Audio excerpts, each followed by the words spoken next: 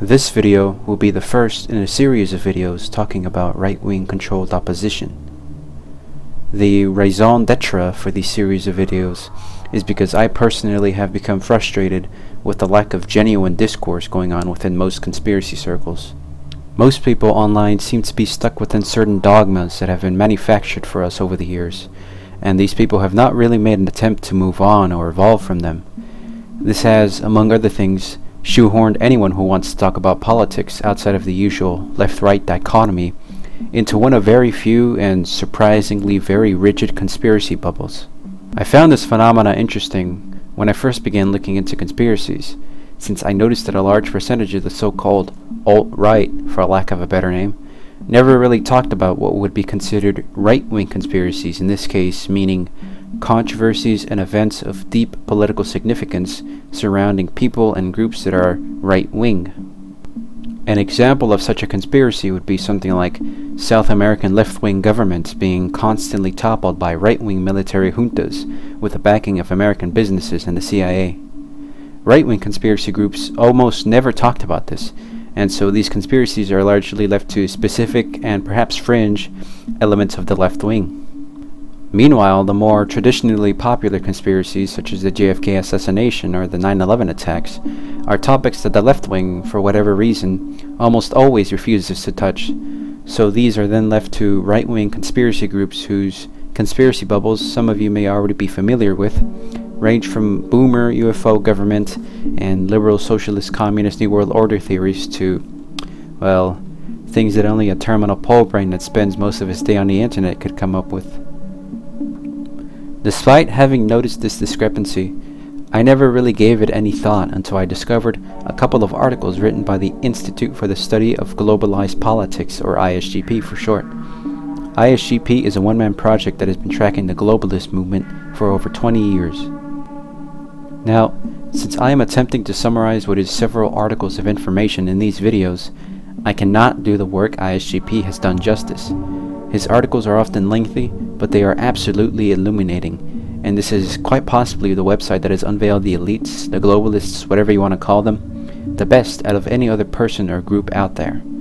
In fact, I believe everyone should read ISGP simply due to the fact that he has no attachments to any of the independent alternative right-wing figures or ancient and static political conspiracy bubbles out there on the internet, which means that he has none of the rigid biases or mysterious backing even that such figures or groups tend to hold. This series of videos can also be seen as a call to action for more people to document things and to create databases of information on conspiracies and people of deep political significance like ISGP has done. The most similar projects to ISGP that I can think of are things like Wikispooks, Jewish Contributions, and Leather Apron Club's Social Sentinel. While each project has its specific specializations, they are still useful because they help to leave a paper trail, so to speak. Now, in the articles that I will attempt to summarize in these videos, ISGP essentially showcases that almost all of the alternative or independent right-wing/conservative individuals, groups, and media outlets on the internet are fabrications of intelligence agencies and or the globalists, and as such are intended to serve as controlled opposition. I highlight the people and the groups that I do in these videos in particular because these people have helped to disseminate much of the so-called information that the majority of people today recognize as conspiracy theories. As you may have guessed from the title, this video will be all about Alex Jones, that crazy right-wing conspiracy theories that almost all major conspiracy-adjacent communities seem to love for one reason or another. For the author behind ISGP, and I suspect for a large portion of us into conspiracy nowadays, when we began to question our governments, their true motives and their true mode of operation, Jones was the guy everyone seemed to turn to, and for most of us introduced us to a world that we are never to come back from. Of course, it is well established that Jones likes to go on rants and tirades all the time, and most of the famous clips of him out on the internet consist of him merely spewing out sensationalist phrase after phrase. This is important to note because this sort of behavior tends to drive away uninformed people from otherwise looking into genuine conspiracies. instead leading them to deride every person who talks about conspiracies as lunatics and so on. Meanwhile, such performances have the effect of bringing in Jones's followers even closer into their closed-off bubble or box, essentially an echo chamber, to the point where it feels like a cult. Just take a look at the Piers Morgan debate. When a mother chops her kids up with a cleaver because she's on serotonin, tell me why I'm wrong. Why don't you want to get rid of the drugs? AR-15s. Because they're half your sponsors? No, stick to the subject. America's #1 cause of unnatural death now is suicide. Okay. Alex, not automobile accident, not cancer, not... You accuse me of attacking the Second Amendment of the Constitution. I want to get people off pills that the insert says will make you commit suicide and kill people. Alex, is that you will be overrun by a tyrannical regime, either... In the comments section, you'll see his dedicated fans showering praise upon Jones for his performance, while the average person will most likely look at this video and see it as proof of the conspiracy theorists or of the right-wingers' insanity.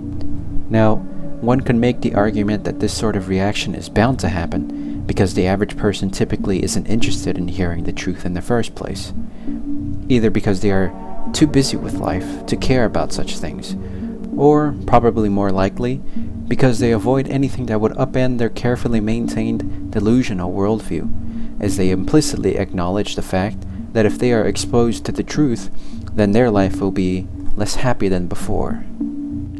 There's a proper discussion to be had about this, but such an argument is not really appropriate here, since we will now begin to detail how Alex Jones is a CIA-connected, controlled opposition figure employed to distort the truth. Now, in regards to Jones distorting the truth, we only need to provide this infographic, as well as list off some of the major conspiracies and ideas that ISGP itself has termed to be disinfo. 9/11, no plane hit the Pentagon, and basement bomb theories. Chemtrails. The Bible depicts UFOs as well as people in blue helmets genetically engineering human beings. Global warming is fake, and the ones that pertain the most to this video. Liberalism is the same as socialism, which is the same as communism. The deep state is specifically looking to build a satanic communist new world order, and all conspiracies are committed by the left-wing liberal elites. And this leads us quite nicely to the second main topic, Jones the CIA asset. I think some of you viewers have seen too much material pushing against left-wing liberal globalist conspiracies, to the point that you haven't noticed that the CIA actually swings both ways, as ISGP has documented over the years. It should be known, though, that you not hearing about the right-wing side of the elite is on purpose.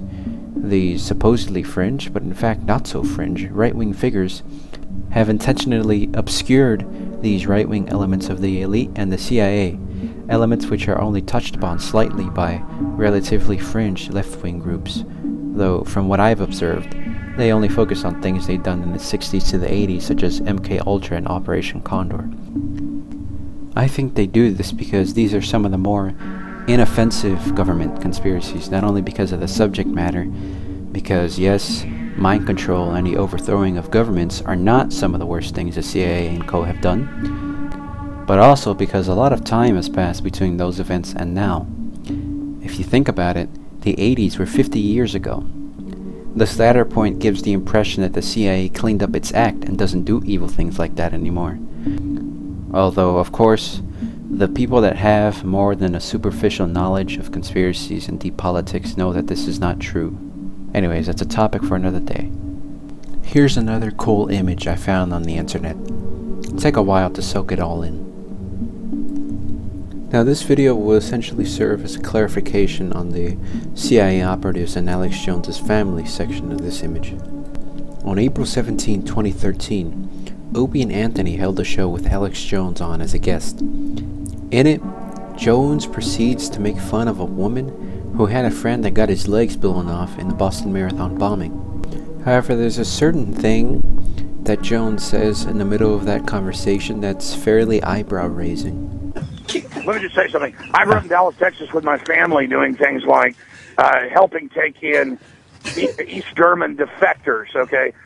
Whenever I go to a family reunion, half the people in the room are former retired CIA. What? And do you know what they tell me? What? They tell me I'm dead on, 100% absolutely There right you go. about what I'm covering. Female people are telling you this government conspiracy. Wow, way to get good fucking information, bro. That's cool.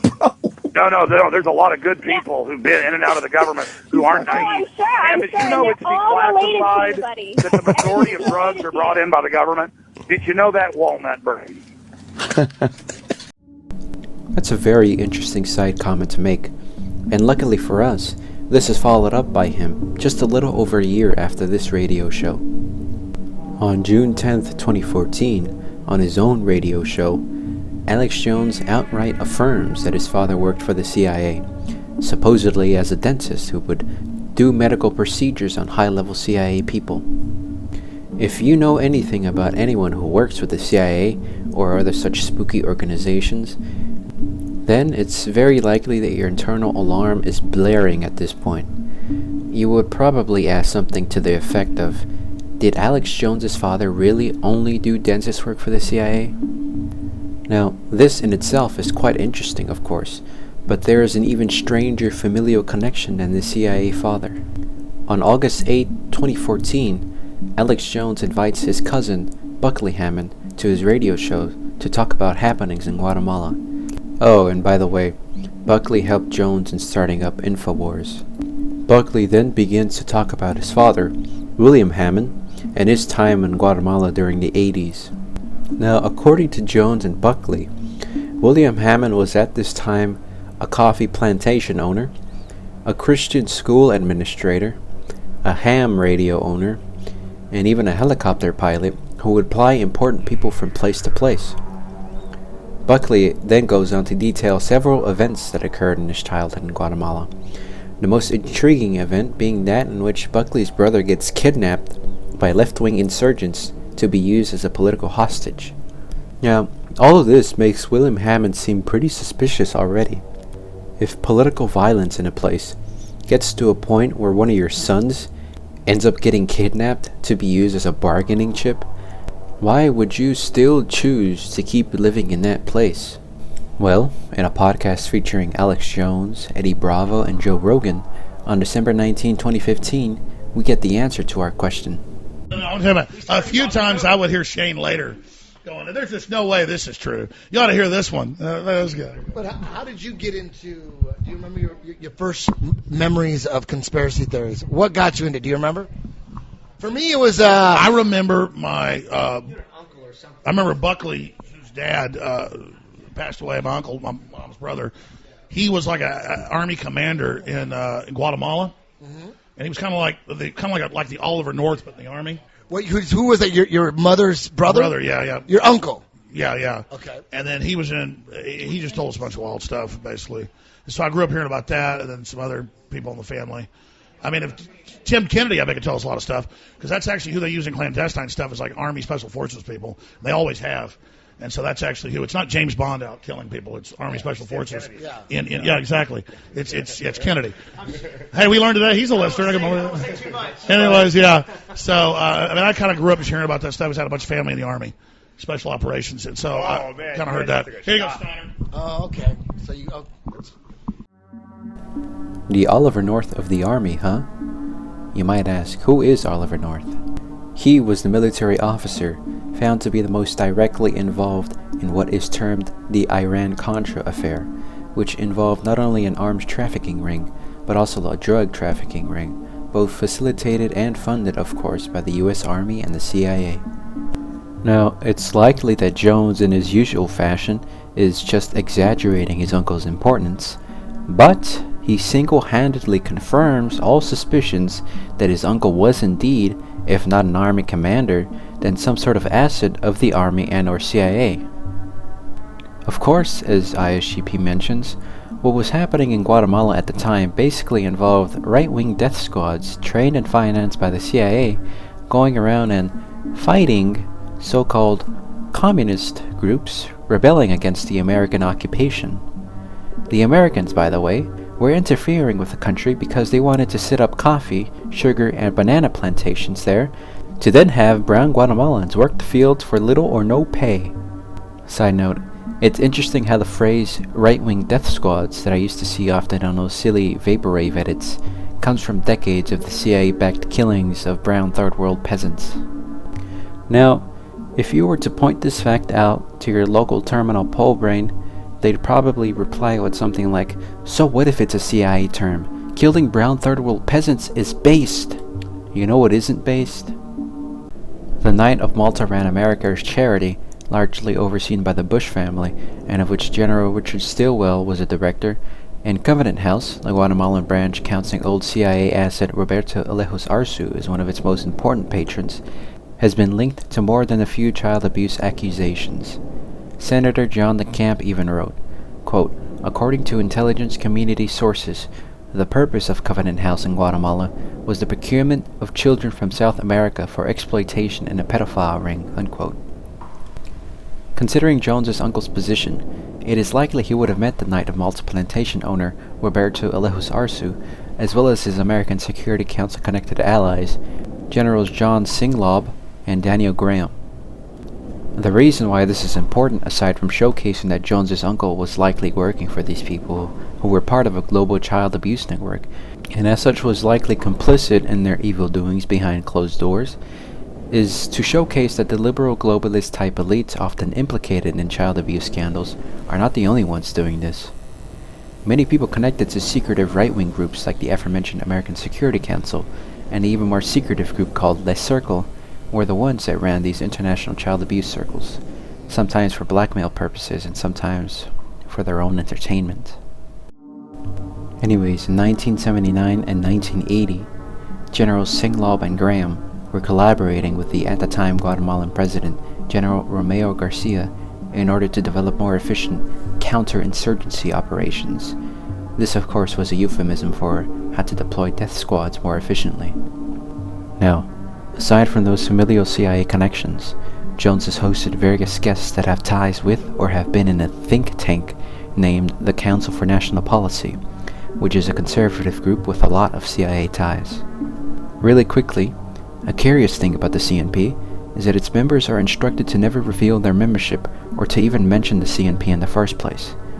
Another curious thing about the CNP is that George H.W. Bush, Dick Cheney, and Donald Rumsfeld have all attended various meetings of the CNP.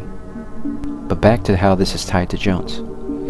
One guest that ISGP notes is particularly important is a man named Joel Skosen, who was invited to an interview on Jones's show on August 31st, 2010. He states that he was a part of the original CNP starting and says that he worked with two men of interest, Richard Viguerie and Howard Phillips, the latter of which Jones and Skosen both praise as a patriot who has been fighting the New World Order forever. Now, Howard Phillips seems to have played a pretty active role within this conservative movement. As ISGP notes, he liked to make statements such as, "We organize discontent," and "We must prove our ability to get revenge on people who go against us. We'll be after them if they vote the wrong way. We're not going to stop after the vote's passed." He has also been a part of a delegation visiting a famous Nicaraguan death squad leader, Colonel Enrique Bermudez, who, ISGP states, was a key individual in starting the CIA crack cocaine affair of the 1980s. Richard Viguerie is not any better.